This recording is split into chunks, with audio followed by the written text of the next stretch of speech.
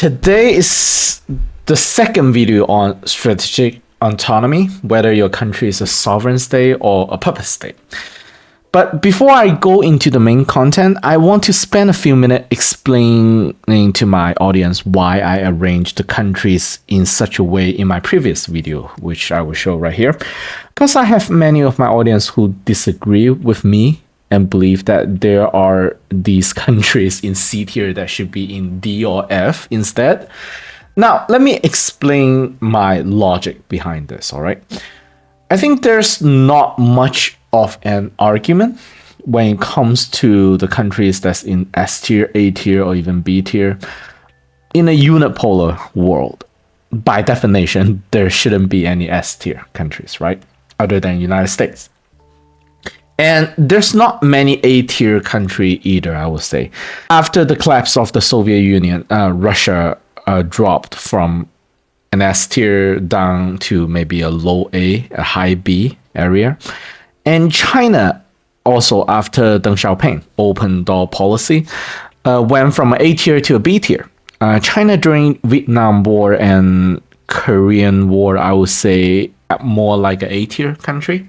And during the unipolar world moment, most countries hovers around, I would say, B tier and C tier. Sometimes they will jump up to an A but come back down. There's no point to be in A actually. United States, US don't mind, I would say, for countries stay in, let's say, a B tier area, because there's no real competition, right? The countries in B tier can complain about US actions. For example, many Europeans do not agree with the actions US did in Iraq War, for example. And you have, I remember there are Scandinavian countries, people there who do not like the Iraq War, and countries like Sweden, but well, what can you do? So for the Swedish, are you going to send weapons to Saddam Hussein and have him start shooting American soldier with Swedish weapon?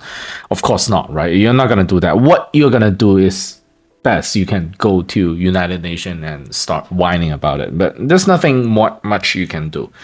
And you're not going to sanction US. You're not going to place arrest warrant on George W. Bush. You're not going to do any of that. However, we are not in a unipolar world anymore. And there is now Camp China-Russia, for example, or Camp BRICS, right? So now countries around the world, theoretically speaking, have other options. If US pressure them too hard and do something to displease them, they can lean on to other side, right? Because of this option, US also have to change its strategy to defend its hegemonic position. Now, this is very important for my audience to understand.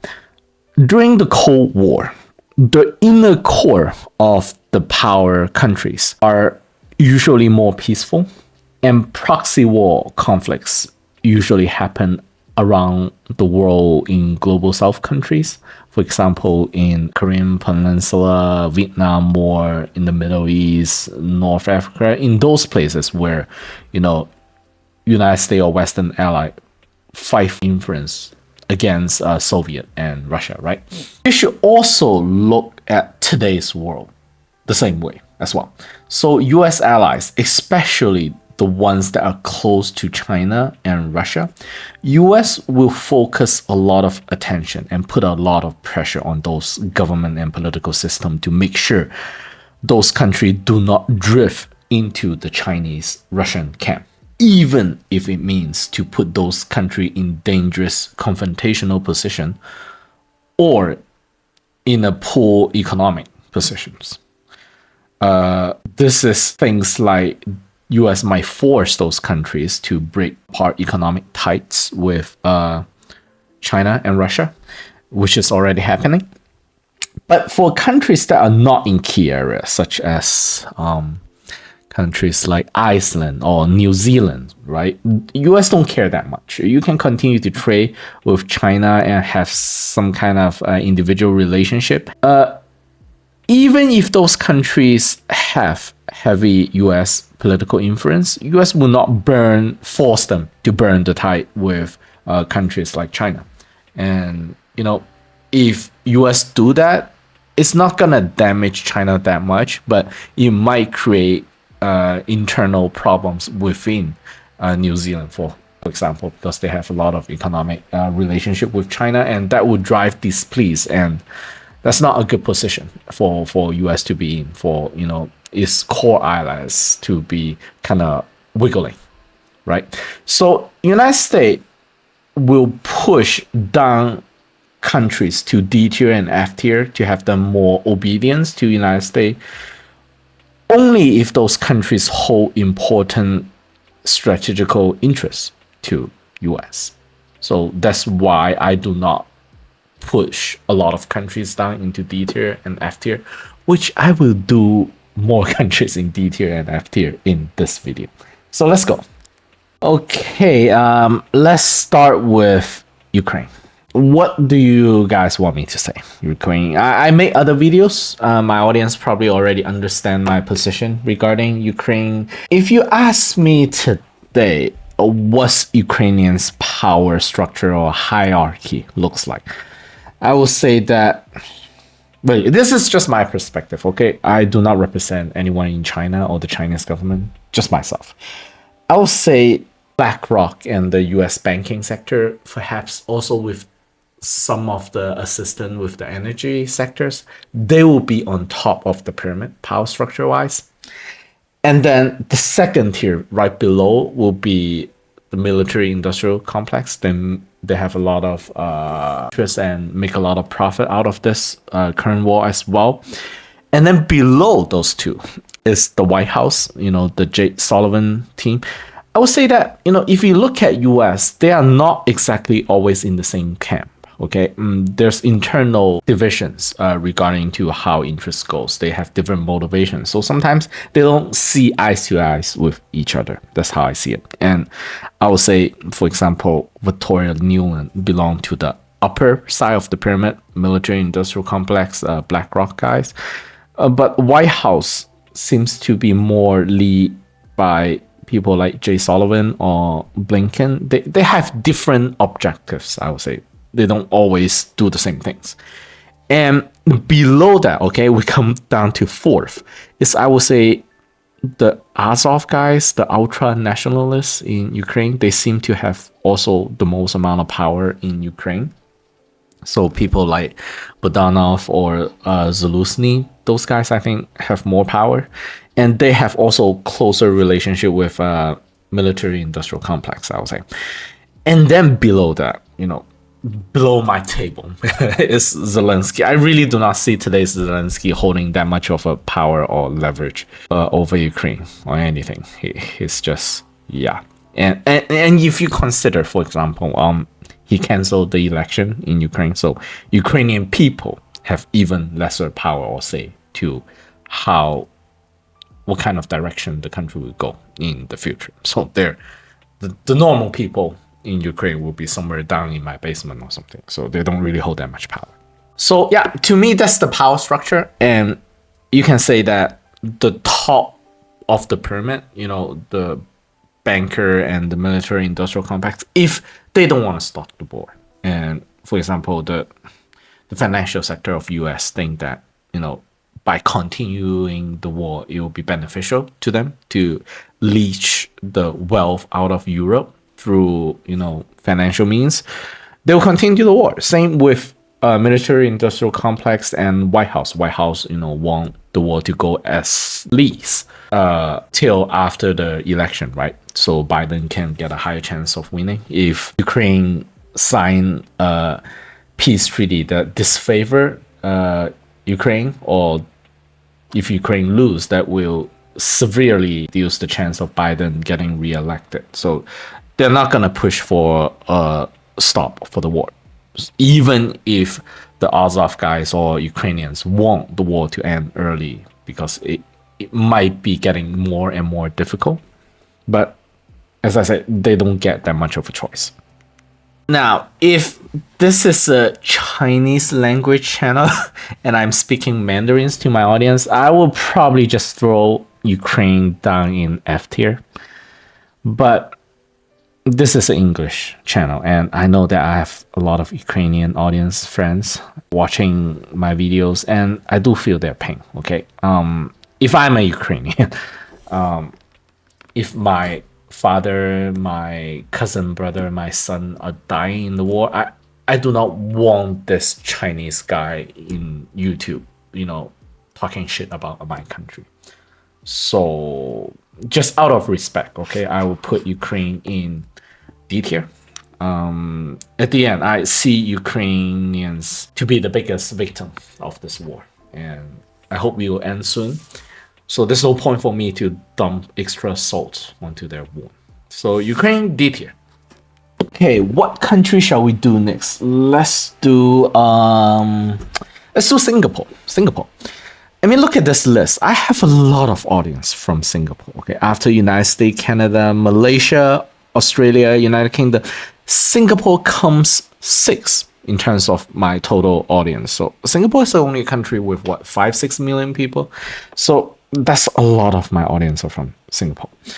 So I know Singapore's media is Western leaning, but its political stance, however, I will say it looks more like a C or B, closer to a C, lesser than a B. To me, Singapore is doing a good job playing a balanced game between US and China. Singapore's economy is heavily focused on the financial sector, so it can't afford to make an enemy out of US, I would say. That's understandable.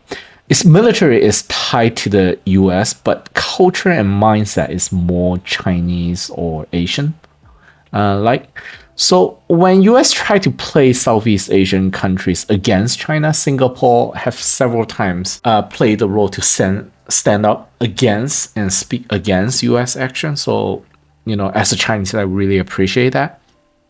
And unlike Eastern European countries, most of the Southeast countries are more aware of this being friends of US is fatal narrative.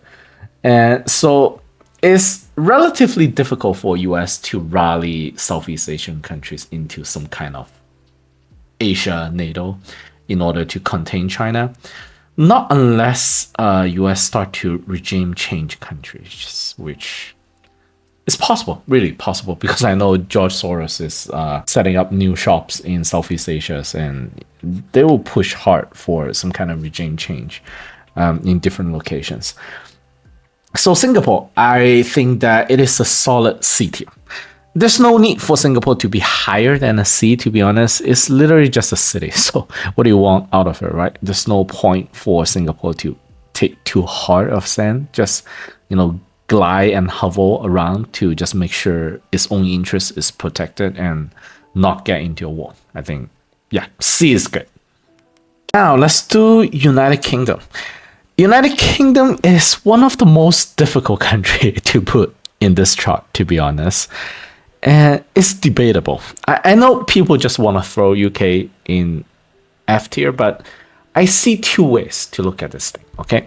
First way is that, yeah, you can just say UK is a puppet of the US. Yes, Richard Sunak has obviously no power.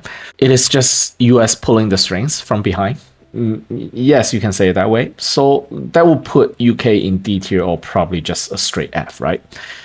However, there are people who argue that UK is actually a US partner in crime or partner in this empire building project. That part of the elite British Empire actually transform and lash itself onto the US empire. So if that's the case, that US and UK is working together to project power and influence around the planet, then you can almost put UK in A tier. Because it is true that many of the current US empire practices are originated from British Empire. So if you see this US-UK relationship like Batman and Robin, then yeah, you can say that you can put UK in a high B or A tier. But if you see US as some kind of mafia godfather figure and UK is just ass-kissing laggies, then yeah, you can just throw UK down in F tier. Now, this is how I see it, okay? The current path going along with US is somewhat good for ruling financial elites in United Kingdom, mainly, in London, but it's not good for the rest of the country. So the elites in London is getting richer, but the rest of the countries is sinking deeper into poverty.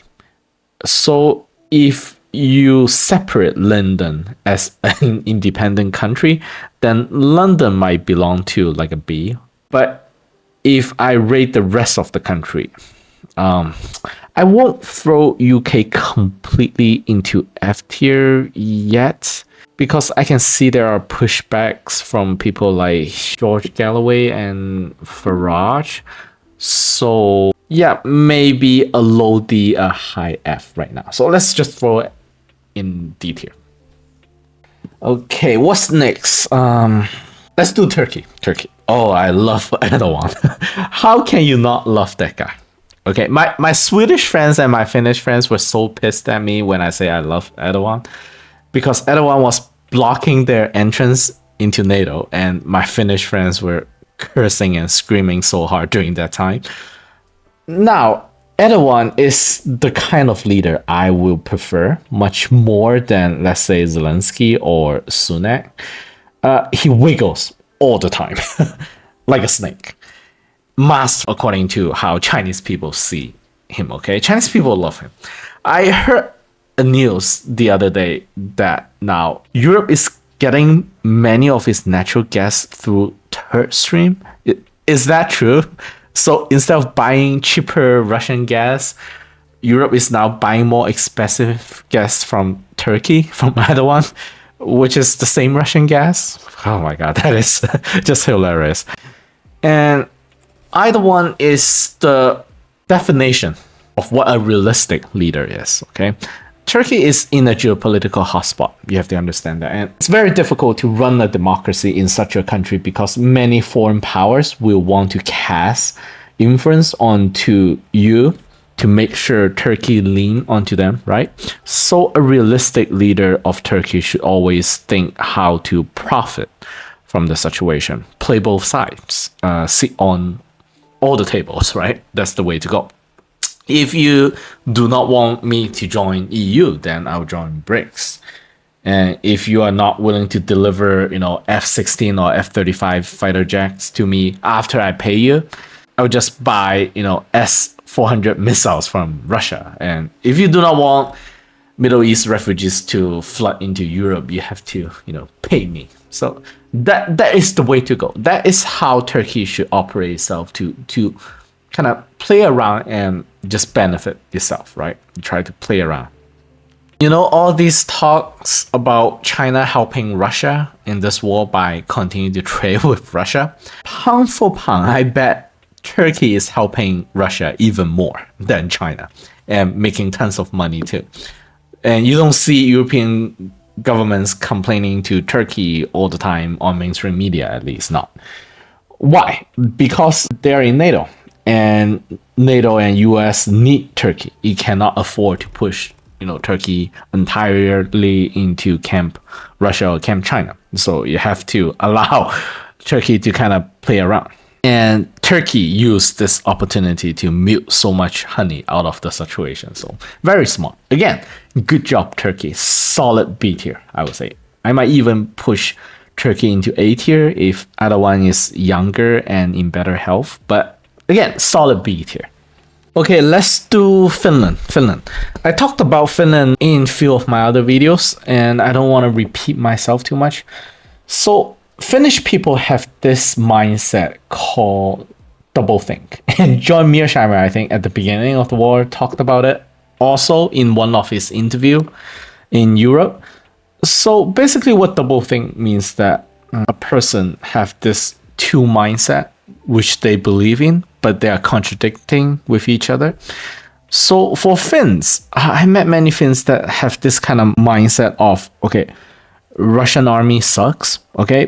The Russian government is corrupted, is about to collapse, running out of ammunition. Russian will not be able to recover their force until 2030 or something like that. And Putin is going to get couped within a year after the beginning of the Ukraine war. So all that, and they believe it.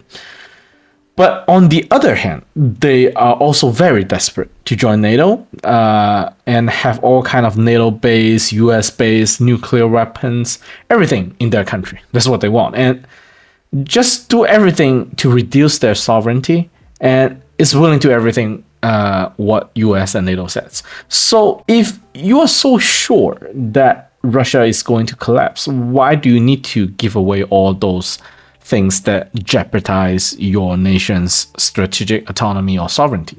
So this is kind of contradicting to each other. And I remember talking to this one Finnish guy and asked him, well, by joining NATO, okay, will you be doing all those things NATO asks you to do to encircle Russia from the north and limit or block off their access to the Baltic Seas? Don't you think that's going to put you in a more risky position, right? Than compared to, let's say, staying neutral. And he replied to me and he said, no, Finland is going to be sensible and Finland will do none of those things, and that will strategically damage Russia's position. And because Finland just want NATO umbrella protections. Okay, that's it. And I was like, okay.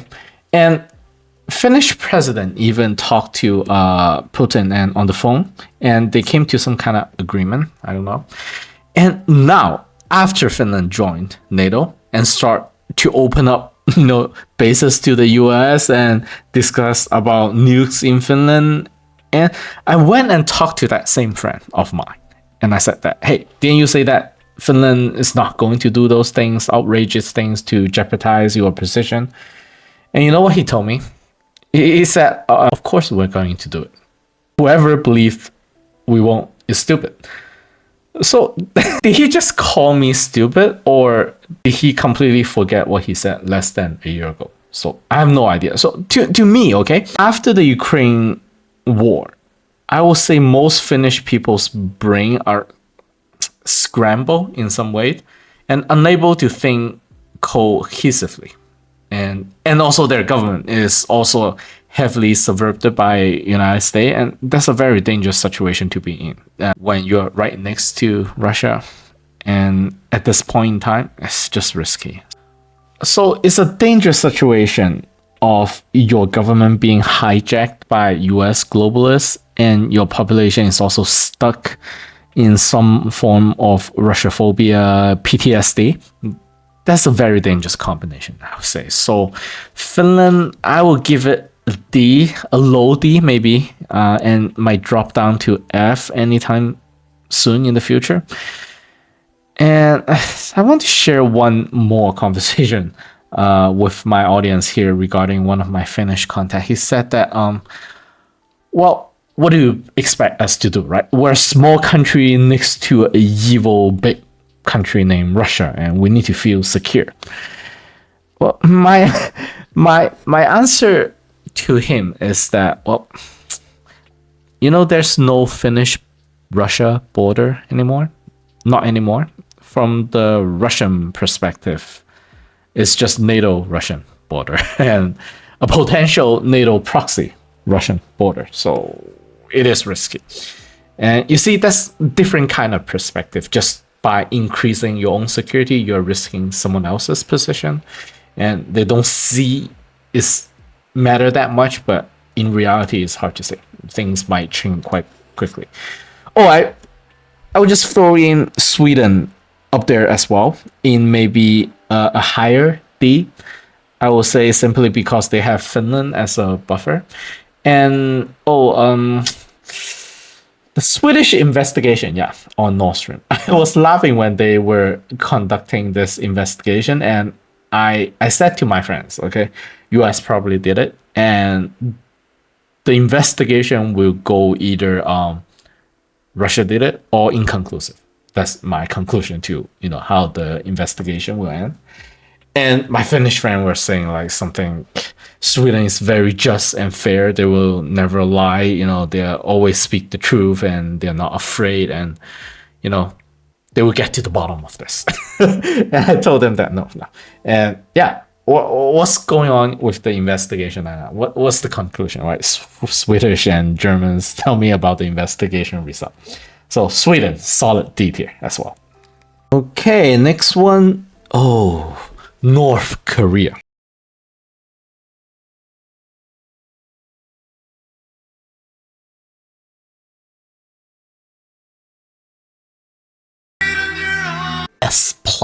S plus tier, man. I need to give maybe North Korea extra tier, above S. I mean, look at the power projection here. Look at that. That is a shopping mall, I think, in the Middle East. Okay, do you see like President Biden's poster in Germany or France? You won't see that, right? So look at this, another one, and then look at the new video just released yesterday. Even the vicious dictator Putin have to drive for Kim, like an Uber driver. So, I mean, you can't joke about North Korea, right? But again, jokes aside, there are people in the West who says that North Korea is a puppet of China. No, it's not. North Korea-China relationship was and still is not that good. And I'll put North Korea in B tier. It's an authoritarian country, anti-US all the time, nuclear weapons, geographically trapped on the Korean Peninsula, though. So very difficult for them to establish any reasonable trade with anyone else and have a weak economy. So, but again, it's not a C. North Korea is not a C. No one get to tell Kim what to do. And it's not A either, so there's no way it can be an A. It's just too small and too weak right now economically. So yeah, solid B tier. Okay, what's next? Argentina, F tier. Oh, is this the first F tier that? Oh, it is. Besides Hong Kong, but Hong Kong is not a country. Well, Argentina is the first F tier that I put. Okay, well, when Javier Milei became president, all right, the entire mainstream media, deep state media, sing praise of him.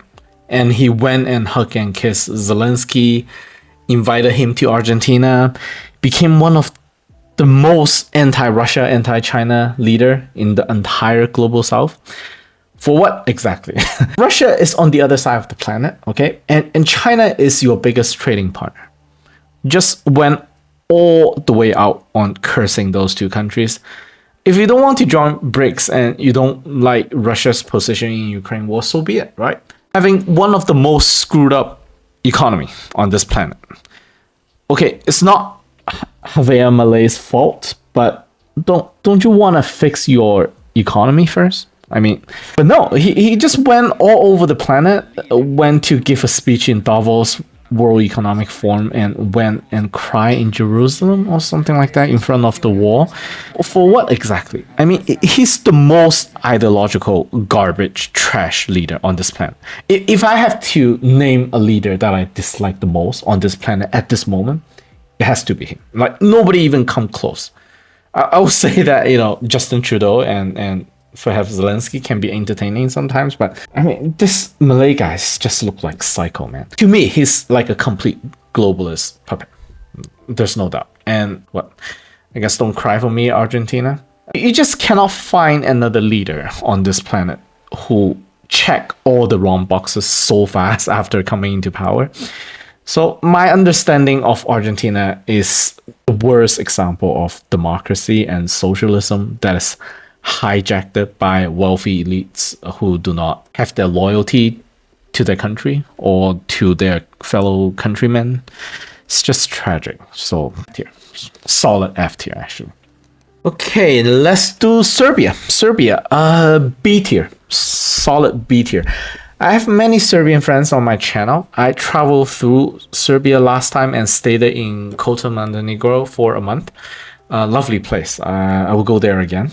I think Serbia and China, we share something unique with each other, all right?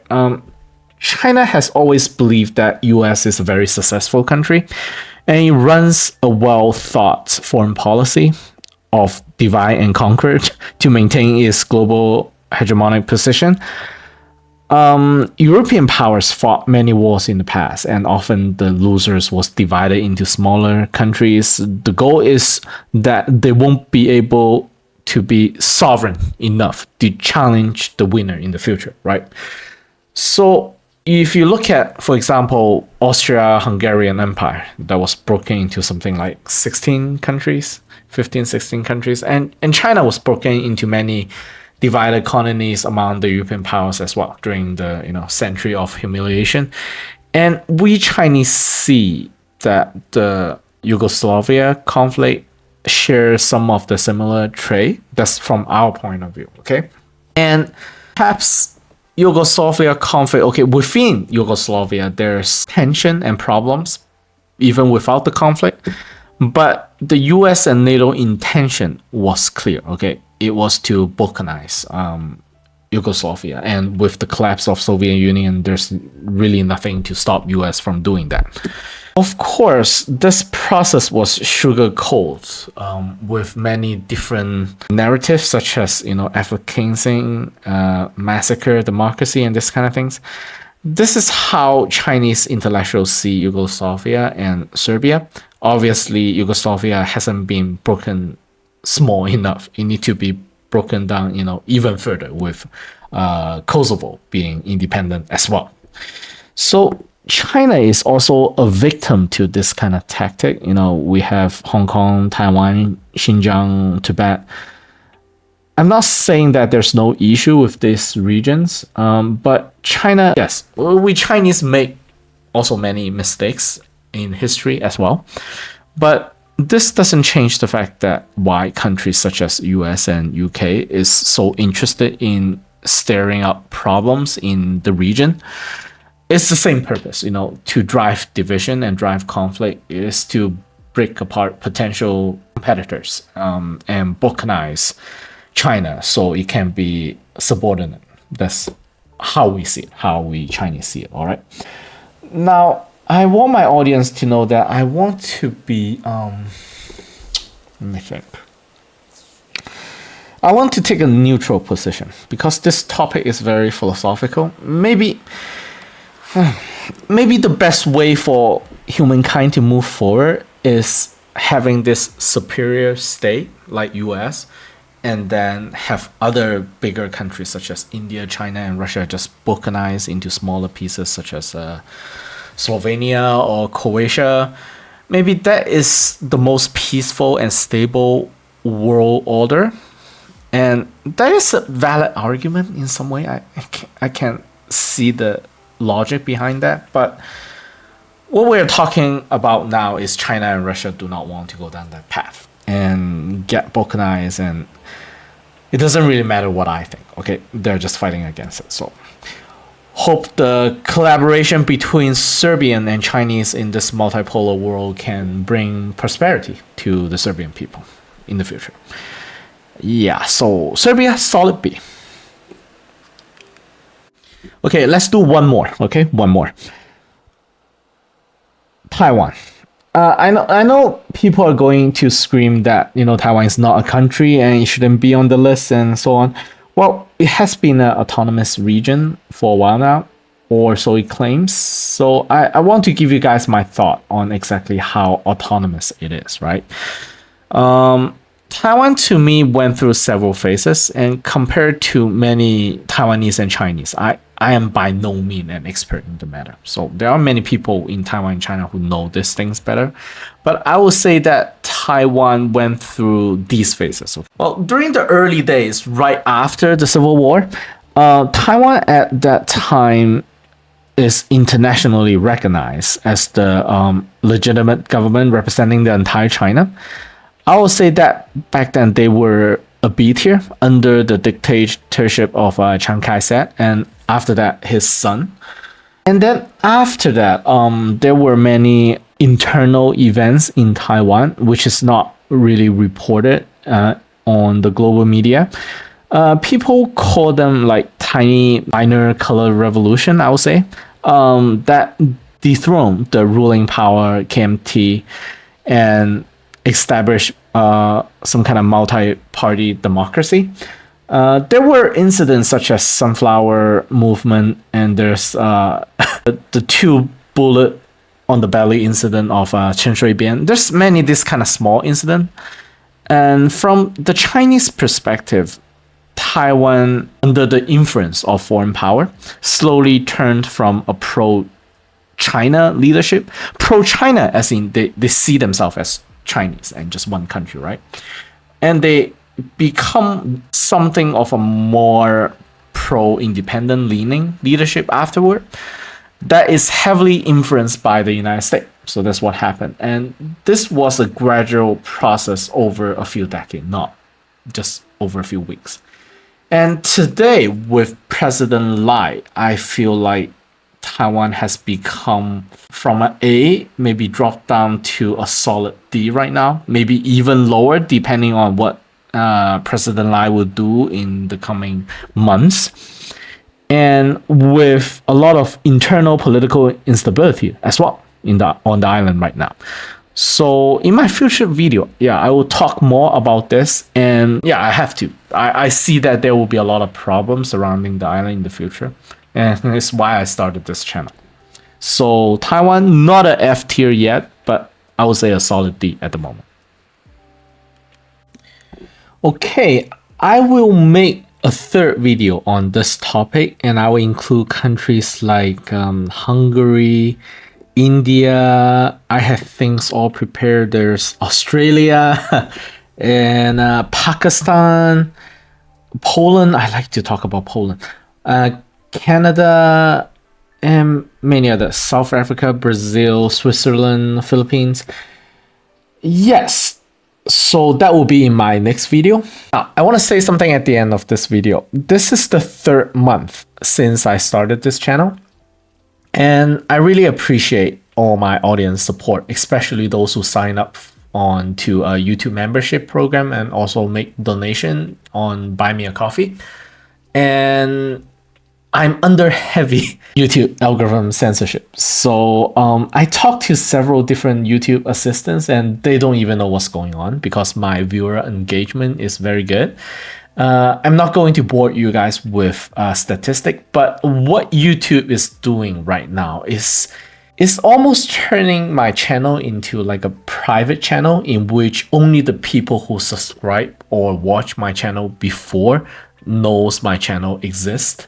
And the people who never watch my channel, YouTube will not show it to them. So compared to at the beginning of this channel, in which that I have tens of thousands of new viewers each day, even if I don't post any videos, now I have something like 300 new viewers per day. So that's what censorship is doing. So a lot of old viewers, return viewers are coming back and we're talking and chatting and all that. But YouTube is just not showing my channel to new viewers. So this is becoming like a private channel, basically. But nevertheless, I want to continue to push forward to see how far I can go with this without having to sell my kidney. And in order to make my channel more sustainable, I decided to open a Patreon account for my audience who want to support my work. And if you sign up for silver or gold membership, I will offer a live chat function. And I will try my best to answer any question you throw at me. And also for this, I am also offering 7 days of free trial. So you can just go on there and chat with me for free. I'll see you guys in my next video and on my Patreon.